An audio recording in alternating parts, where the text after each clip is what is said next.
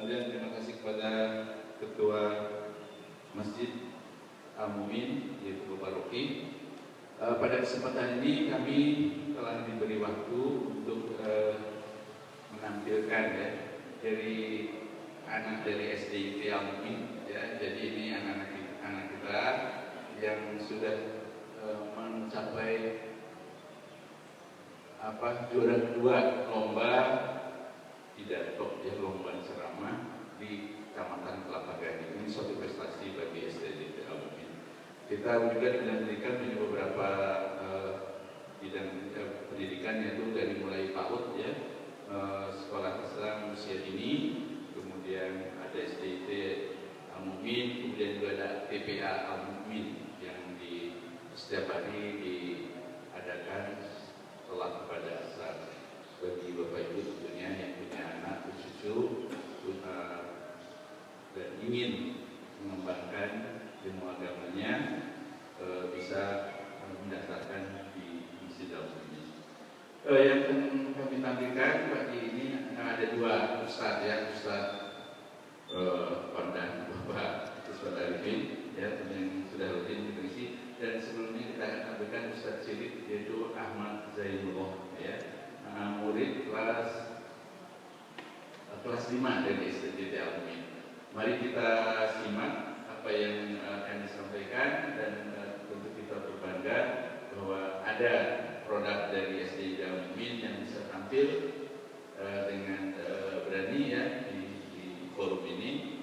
Dan perlu kami sampaikan juga bahwa SDIT Al-Mumin sudah mulai menerima murid baru untuk tahun ajaran 2018.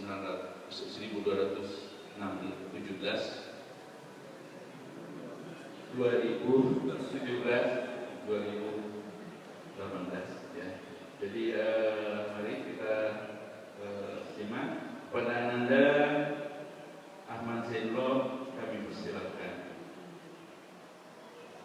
7 menit cukup Anda jangan rugi.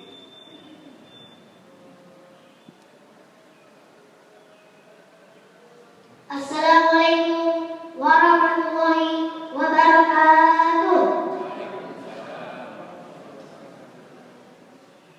Alhamdulillahirabbil alamin, wassalatu wassalamu ala asyrofil anbiya'i wal mursalin wa ala alihi wa sahbihi ajmain. Amma ba'du. Segala puji bagi Allah atas rahmat dan kasih sayangnya yang dilimpahkan kepada kita semua. Salawat beserta salam marilah kita curah limpahkan kepada baginda termulia, yaitu Habibana wa Nabiyana Muhammad sallallahu alaihi wasallam, yang telah membawa umat manusia dari masa kejahilian menuju pengabdian kepada Allah. Pada kesempatan yang berbahagia ini, izinkan saya Ahmad Zainullah kelas 5 SDIT Al-Mumin menyampaikan kultum yang berjudul pentingnya sholat berjamaah. Di sini saya akan menceritakan tentang kisah dari guru Imam Bukhari, yaitu tentang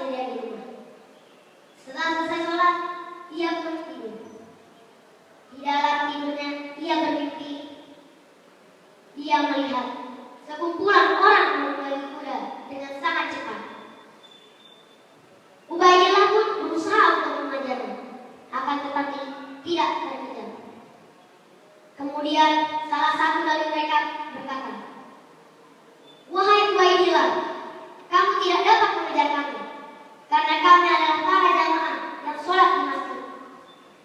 Sedangkan kamu sholat sendirian di rumah."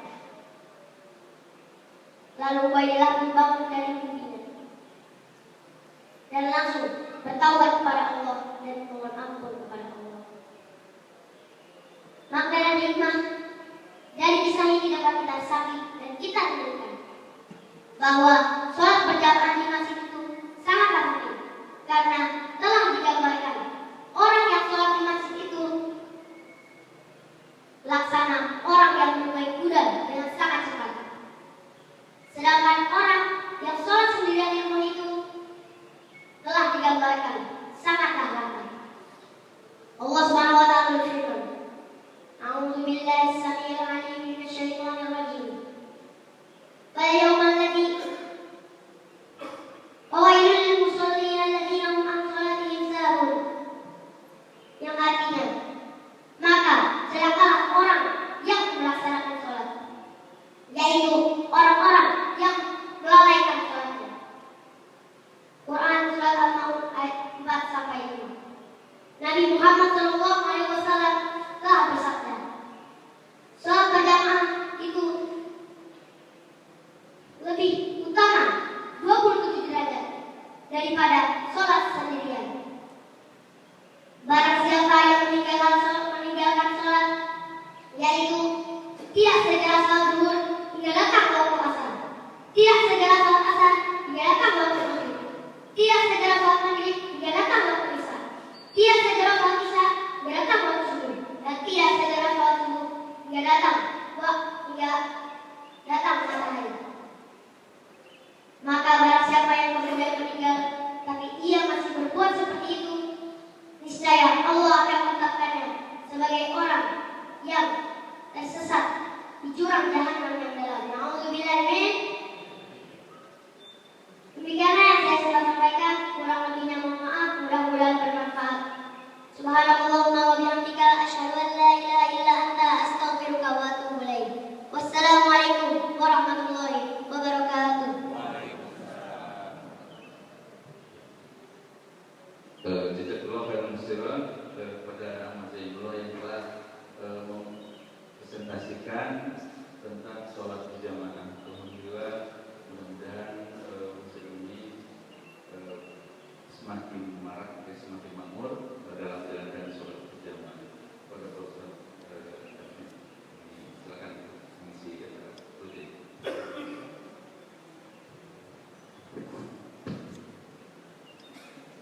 Assalamualaikum warahmatullahi wabarakatuh. Innal hamdalillah nahmaduhu wa nasta'inuhu wa nastaghfiruh wa na'udzu bihi min shururi anfusina wa min sayyiati a'malina.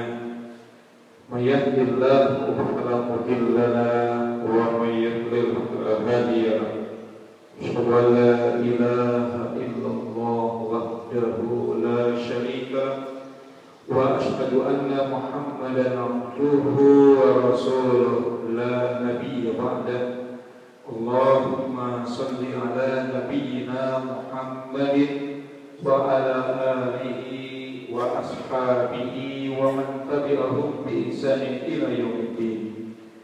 Asbanna ala hurmatil Islam wa kalimatil ikhlas wa ala dini nabiyyina Muhammadin sallallahu alaihi wasallam wa ala millati abina Ibrahim hanifan musliman wa ma kana minal musyrikin. Ikhwatul iman, bapak-bapak dan ibu-ibu sekalian, jamaah salat subuh Masjid Al-Mu'min yang insyaallah selalu dirahmati dan dimuliakan oleh Allah Subhanahu wa taala. Tadi kita sudah dengerin ceramah dari Ustaz kita yang masih kelas 5 SD Al-Mu'min. Ya, mudah-mudahan banyak dari anak-anak kita yang belajar di Al-Mu'min yang memiliki kemampuan, ya, seperti Ustaz Zainullah Insya Allah, amin. Ya. Karena biasanya memang salah satu target SDIT bagaimana anak-anak kita itu punya, di samping pengetahuan umumnya bagus, pemahaman agamanya juga bagus, hafalan bacaan Qurannya bagus, hafalan Qurannya bagus, akhlaknya juga bagus. Itu target sederhananya seperti itu. Makanya meskipun mahal, kalau orang tua mulai tahu, insya Allah, ya kalau dia punya duit, ya, insya Allah tertarik masuk al-mu'min, insya Allah. Kalau SDI ini harap umat, kita sudah nolak murid. Kita hanya menerima 78 orang yang mendaftar 156.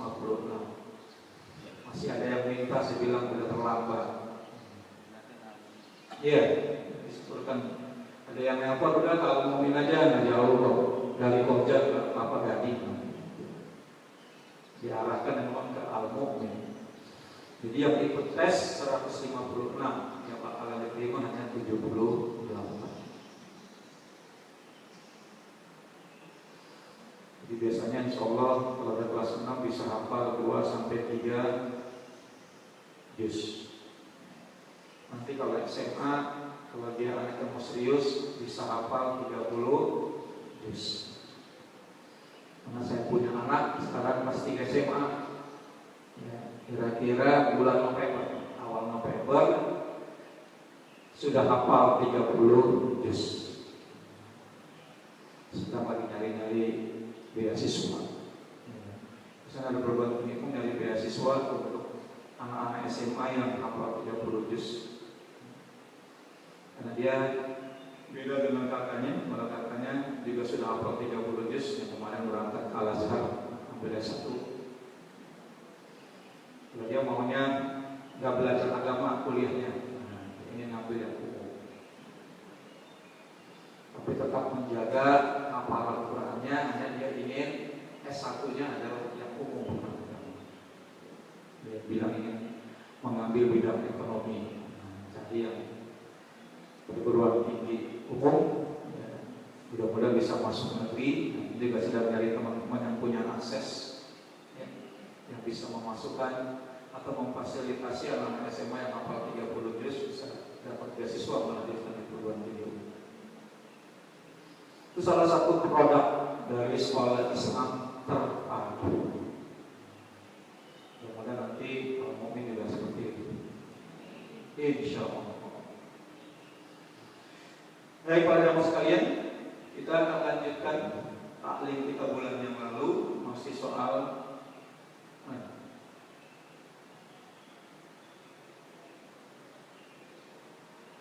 memahami siapa diri kita atau ma'rifatul insan.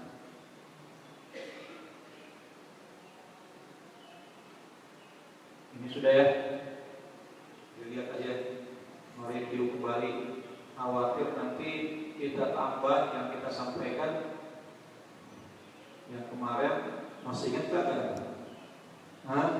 Masih ingat kan Bapak-bapak Ibu yang sudah kita sampaikan? Ini 2 bulan yang lalu nih.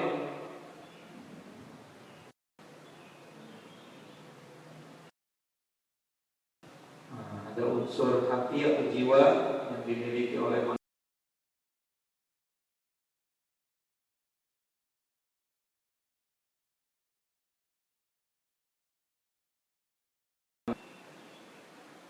Akal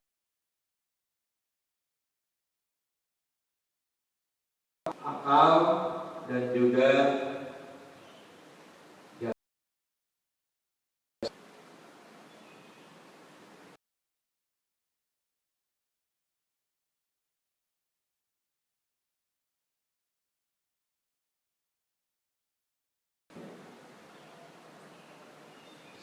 sebaik-baik makhluk.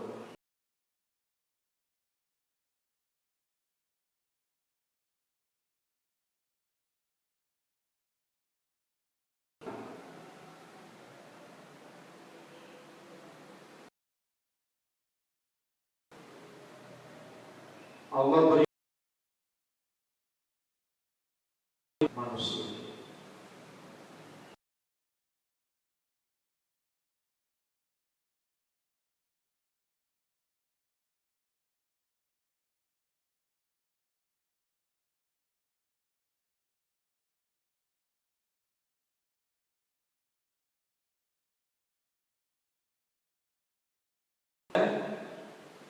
diciptakan sesuai dengan fitrah.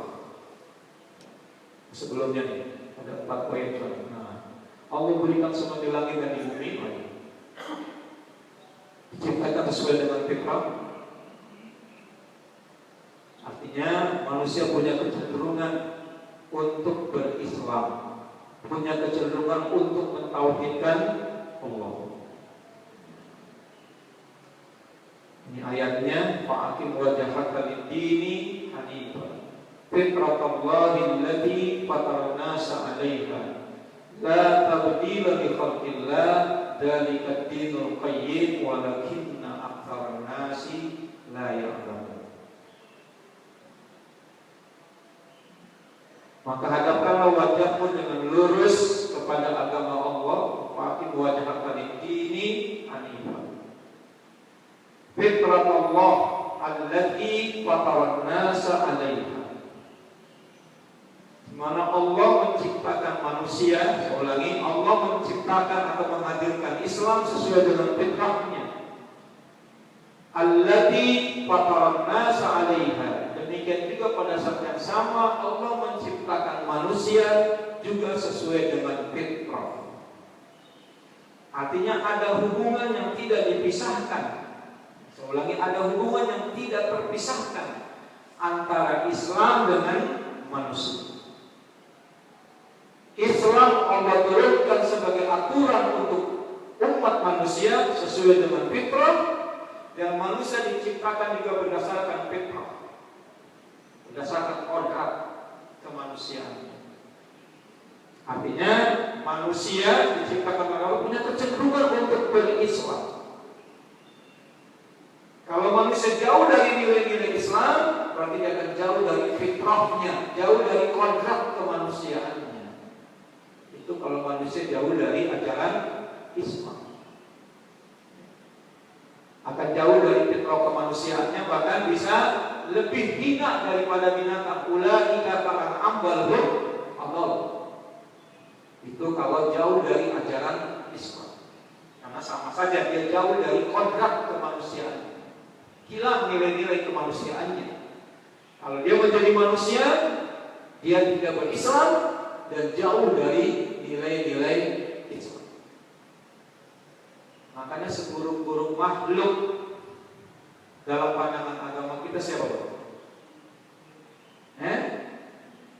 Orang kafir, orang yang tidak beriman, orang yang menolak ajaran Islam. Itulah seburuk-buruk makhluk.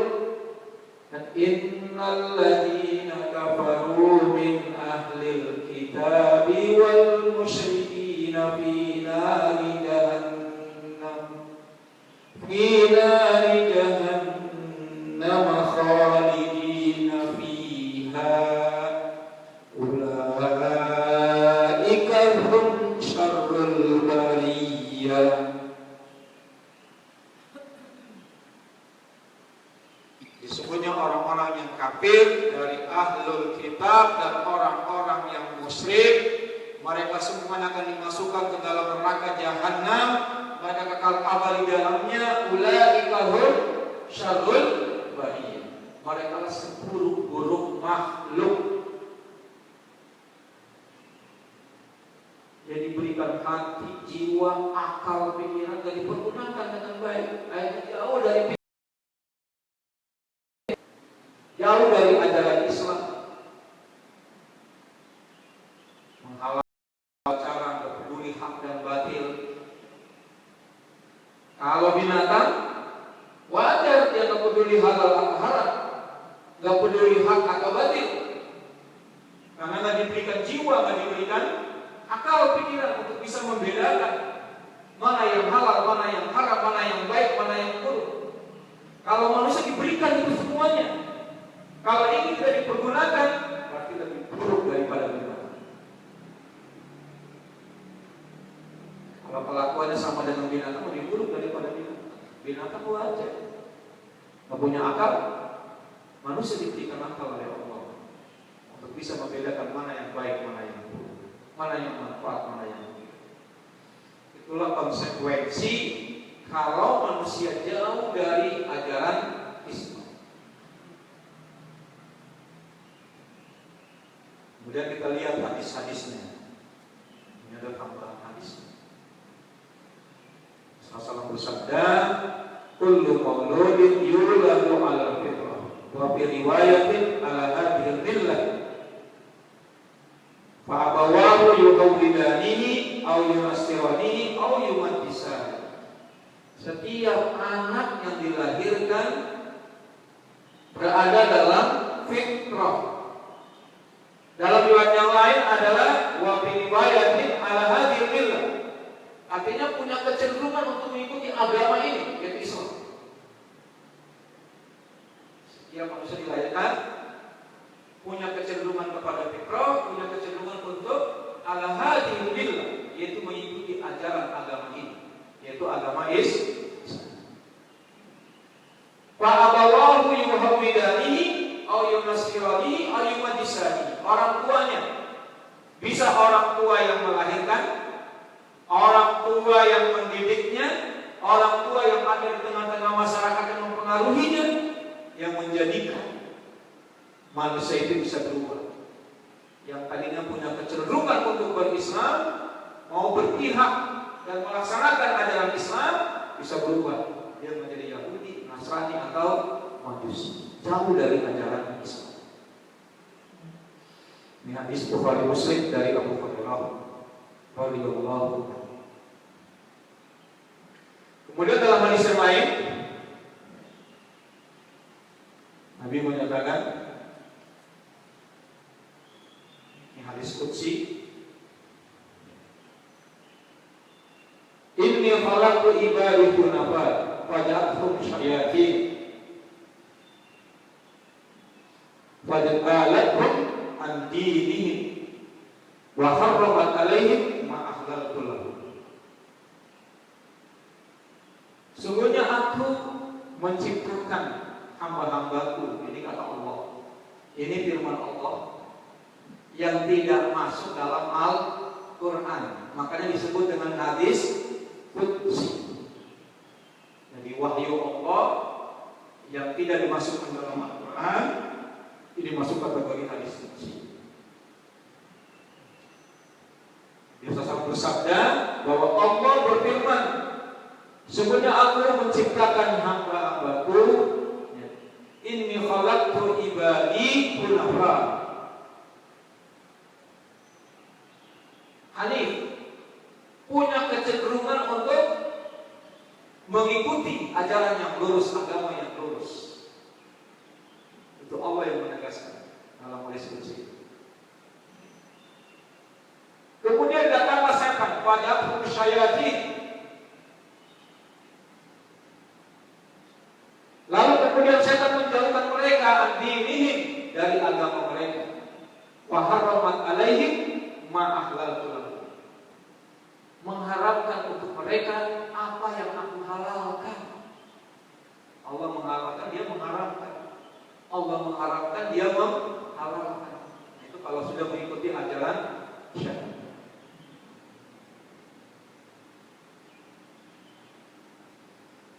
Hati itu.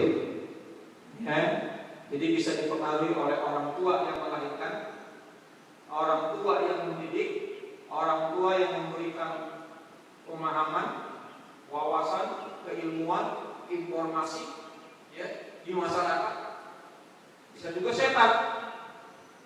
Dan setan itu kan ada dua kelompok. Ya, kita bisa jadi setan nggak? Nah, hati-hati itu. Bisa berubah kalau jadi setan. Ya, karena minal jinnati wan nas. Ada dua tuh yang namanya setan itu. Bisa dari manusia, bisa dari jin. Makanya besok jangan sampai ingat sama berdua. Tapi ingatnya minal jinnati wan nas. Dua golongan setan, dari jin dan dari manusia.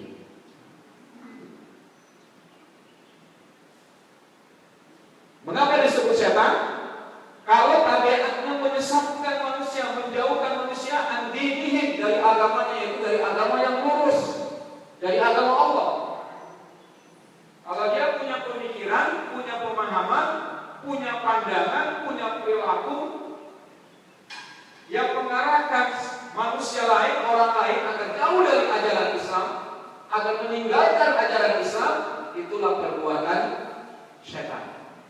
Dia bisa kalangan jin, bisa kalangan manusia.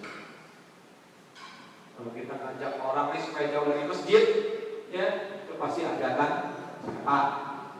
Berubah untuk kelakuan menjadi syaitan.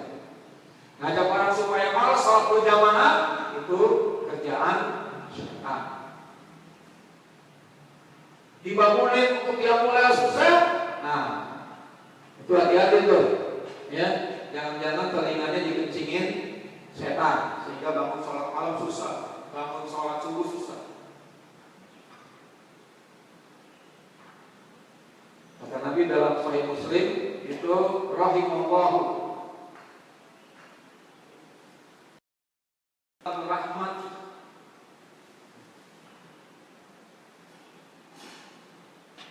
rajulun, laki-laki, seorang suami yang qama minal laili fa shalat. Dia bangun salat malam. Ya, dia bangun salat malam. Kemudian dia bangunin istrinya sama-sama salat malam. Kemudian kalau istrinya agak mau bangun, dicipratin air. Siap nggak Bu dicipratin air? Halo?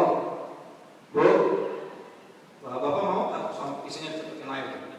Rahimahullah, itu orang yang akan mendapatkan rahmatnya Allah. Suami akan mendapatkan rahmat Allah kalau dia bangun malam untuk sholat malam. Kemudian dia ngajak istrinya juga. Kalau istrinya nggak mau, dicipratin air.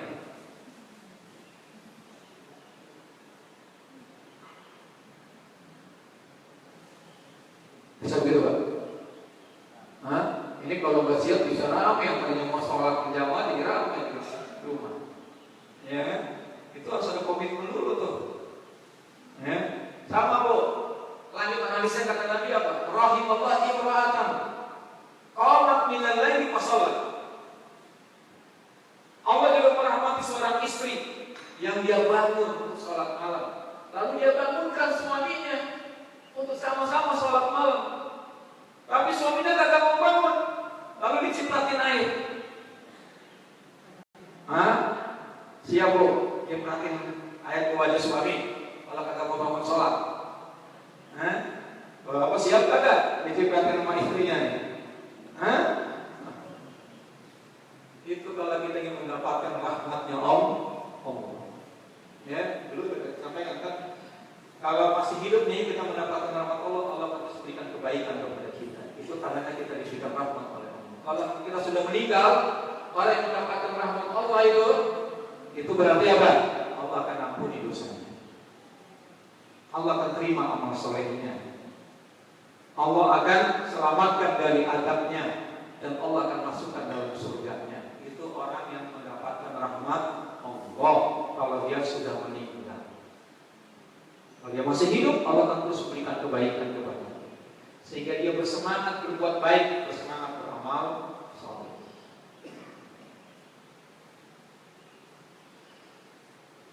Jadi hati-hati, ya, jangan sampai kita terpengaruh setan sehingga malas untuk ibadah. Jadi yang mendorong kita malas ibadah itu adalah setan. Termasuk yang pojok-pojokin kita untuk nggak peduli urusan memilih pemimpin asal-asalan saja, itu juga setan, ajakan setan. Karena tadi wajibalathum andini, dia menjauhkan kamu dari agama kamu, menjauhkan kita dari ajaran agama, itu pekerjaan setan. Sehingga dia mengharamkan apa yang diharamkan oleh Allah dan menghalalkan apa yang diharamkan oleh Allah Subhanahu wa Ta'ala. Allah mengharamkan memilih pemimpin kafir, pemikir aja itu. Itu pengaruh setan. Tapi juga kita diberikan panduan.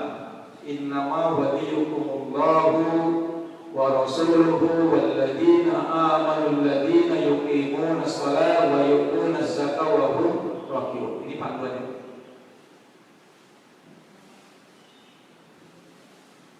Panduannya apa? Ada 3 ciri pemimpin yang harus kita pilih.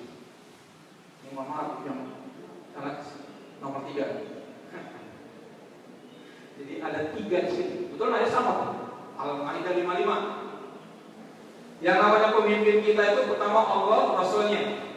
Kemudian orang-orang beriman. Jadi yang harus kita pilih harus orang yang beriman. Yang punya apa? Yang punya 3 ciri ini. Alladzina yuqimuna shalah. Pastikan yang akan kita pilih dia bukan sekedar mengaku orang beriman, tapi dia menjaga sholat. Yakin nggak? Kalau yang kita pilih menjaga sholat 5 waktu, biasa nggak berjamaah di masjid? Tes, Pak. Kalau saya udah sering tes, kadang-kadang kita ketemu sholat subuh berjamaah di masjid ini kita ketemu. Kalau diundang di acara sholat berjamaah subuh, kalau yang saya udah saya tes. Dua-duanya, baik cabutnya maupun cabutnya, biasa menjaga sholat subuh berjamaah di masjid. Alladzina yuqimuna shalah, cirinya itu jaga sholat. Yang 5 waktu berjamaah, nggak suka melalaikan. Kalau diajak diundang sholat subuh berjamaah datang, karena sudah terbiasa. Yang kedua apa? Wa yu'tuna zakat. Kalau dia mengerjakan sholat, berarti dia juga menunaikan zakat. Kedua. Ketiga, wa hum raqiun. Selalu rukuk, tunduk kepada perintah Allah. Itu 3 ciri pemimpin yang harus kita pilih. Bukan sekedar muslim saja, bukan sekedar mengaku beriman saja. 3 ciri ini adalah hal yang penting agar kita jauh dari pengaruh syaitan.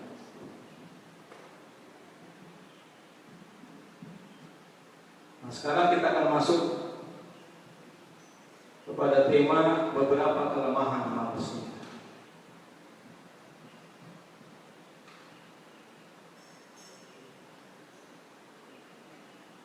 Beberapa kelemahan manusia. Yang pertama, memiliki sifat dhaif. Lemah secara fisik, lemah secara mental, lemah secara kejiwaan. Wa khuliqal insanu dha'ifa. Surat An-Nisa ayat 2. Di manusia dijadikan bersifat lemah. Secara fisik jarang ada orang yang tidak pernah sakit. Itu menunjukkan secara fisik manusia punya kelemahan. Secara kejiwaan juga gak ada manusia yang tidak pernah bersedih. Ya. Pasti juga punya kecenderungan untuk bersedih. Nabi kita Muhammad SAW aja waktu anak beliau meninggal, Ibrahim, beliau menangis. Boleh Pak kita menangis. Kalau ada orang yang kita cintai meninggal, kita boleh bersedih, boleh menangis, tapi tidak boleh meraung, tidak boleh berlebih-lebihan. Ya, tidak boleh berlebih-lebihan. Tidak boleh meratap. Tidak boleh sampai menyalahkan takdir. Tidak boleh sampai berburuk sangka kepada Allah, tidak boleh. Sedih yang sewajarnya, meneteskan air mata boleh. Dan dalam Sahih Muslim itu disebutkan kalau kita ditinggal oleh orang yang kita cintai, kita bersedih. Batasannya sampai berapa hari? Nah, ketemu lagi 3 hari batasannya. Lupa 3. Makanya waktu Ja'far bin Abu Thalib sepupu Nabi meninggal, ya, meninggal waktu perang Mu'tah, syahid waktu perang Mu'tah. Dalam Ghazwah Mu'tah itu Ghazwah peperangan kaum muslimin menghadapi pertama kali bentrokan kaum muslimin menghadapi kekuatan salib Romawi. Itu di perang Mu'tah. 5.000 pasukan kaum muslimin berhadapan dengan 200.000 pasukan Romawi. Bayangkan lagi 5.000 lawan 200.000.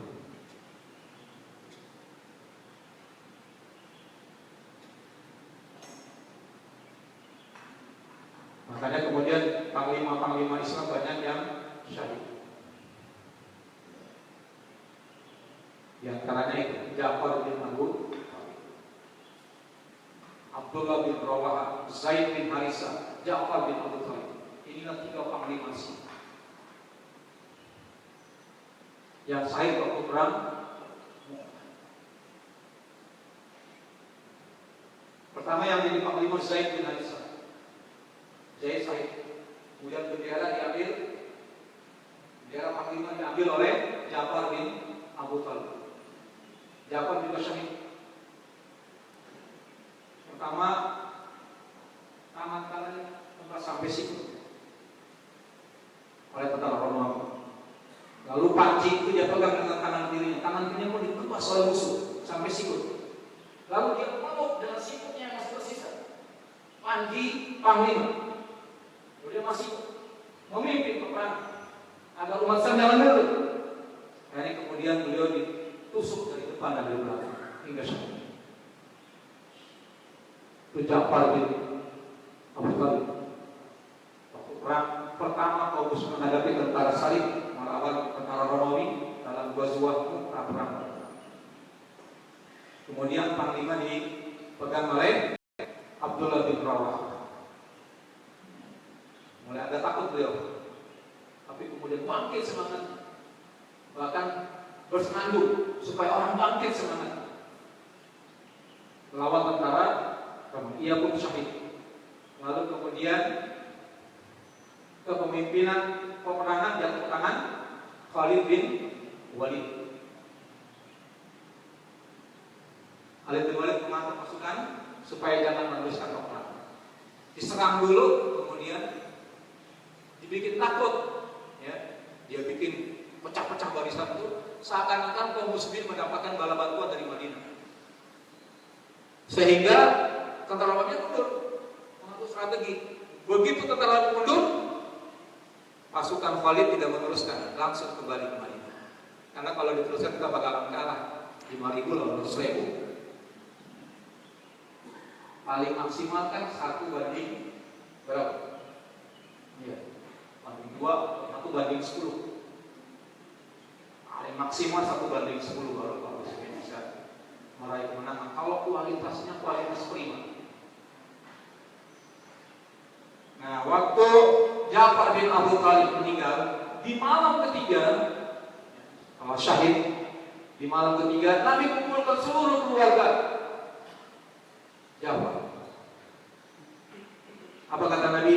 Setelah malam ini, aku tidak mengizinkan kalian bersedih atas meninggalnya saudaramu. Artinya itu malam ketiga. Jadi kalau kita mau sedih sampai 3 hari, 3 malam. Setelah itu tidak boleh bersedih lagi. Tapi biasa-biasa kita sudah ikhlas menerima ketentuan Allah. Kan kalau ada yang meninggal, kalau ada yang kena musibah, apa yang kita ucapkan? Inna lillahi wa inna ilaihi raji'un. Maknanya apa? Kita yakin semua kita ini datang dari Allah, pasti akan kembali kepada Allah. Orang yang kita cinta itu milik Allah, dia pasti akan kembali kepada Allah. Jangan kita mengatakan begitu, kita tidak ikhlas. Jadi antara yang diucapkan dengan yang hati ada nyambung. Kalau kita sudah mengucapkan itu, berarti kita ikhlas. Semua kita datang dari Allah, pasti semua akan kembali kepada Allah. Maka Nabi mengajarkan begini, Allahumma jurni fi musibati wa khluqli khairan min. Itu dalam Sahih Muslim. Di samping kita mengucapkan kalimat istirja tadi, inna lillahi wa inna ilaihi raji'un, kalau kita tambah dengan doa tadi, Allahumma jurni fi musibati. Ya Allah, berikan aku pahala karena musibah. Wa khluqli khairan minha. Berikan aku pengganti yang terbaik dari yang hilang karena musibah itu. Doanya dikabulkan. Bisa jadi yang hilang, yang meninggal, ya, yang rusak, yang hancur karena musibah segala macam akan diganti yang terbaik oleh Allah Subhanahu wa Ta'ala. Manusia itu bersedih karena itulah kelemahan manusia, ya. Punya kecenderungan untuk bersedih. Itu dilanjutkan baru poin pertama nih, kelemahan manusia. Udah diam? Lanjut. Poin yang kedua, sangat ketergantungan dan memerlukan. Al-Fakir, artinya kita ini sangat membutuhkan, sangat memerlukan pertolongan, perhatian, santunan, ya. Karena kita al-fakir. Al-fakir orang yang punya apa-apa, orang yang sangat membutuhkan diberikan sesuatu, itu namanya al-fakir. Semua kita al-fakir. Al-fakir itu Allah. Kita adalah orang yang mengharapkan bantuan dan pertolongan dari Allah, mengharapkan pemberian dari Allah. Al-fakir itu Allah. Jangan kita menjadi al-fakir dan jangan kita mengharapkan bantuan, pertolongan, pemberian dari manusia. Yang kita harapkan adalah pertolongan dari Allah. Meskipun Allah memberikan pertolongan lewat perantara manusia, tapi yang kita harapkan pertolongannya Allah. Itu kalau kita ikhlas semata-mata mengharapkan keridhaan Allah, kita hanya minta pertolongan pemberian dari Allah, pahala dari Allah. Setelah itu kemudian orang mau ngasih, mau memberikan pertolongan, itu adalah juga anugerah dari Allah. Tapi luruskan niat kita. Kita semata-mata yang mengharapkan keridhaan Allah, mengharapkan pemberian dari Allah. Andaikan manusia memberi kita, ya, kita kembalikan kepada Allah. Alhamdulillah bahwa kita melakukan ini semata-mata karena Allah, bukan karena manusia. Ada orang ingin memberi, mengapresiasi, menghargai, tidak boleh merusak niat kita, motivasi kita, bahwa kita melakukan ini semata-mata al-fakir ilallah, hanya mengharapkan pertolongan. Tidak boleh kita mengharapkan pujian. Kemudian kalau orang lain puji kita tolak. Kita semua sudah alhamdulillah. Ini semua terjadi karena Allah. Ada min fadli. Kita kembalikan kepada Allah. Hanya Allah yang pantas dipuji. Baiklah, seperti itu saja untuk hari ini, dan kita ketemu lagi di waktu dan gelombang yang tidak berbeda ya. Tetap di Asri Ta'amun dan Kelapa Gading. Assalamualaikum warahmatullahi wabarakatuh.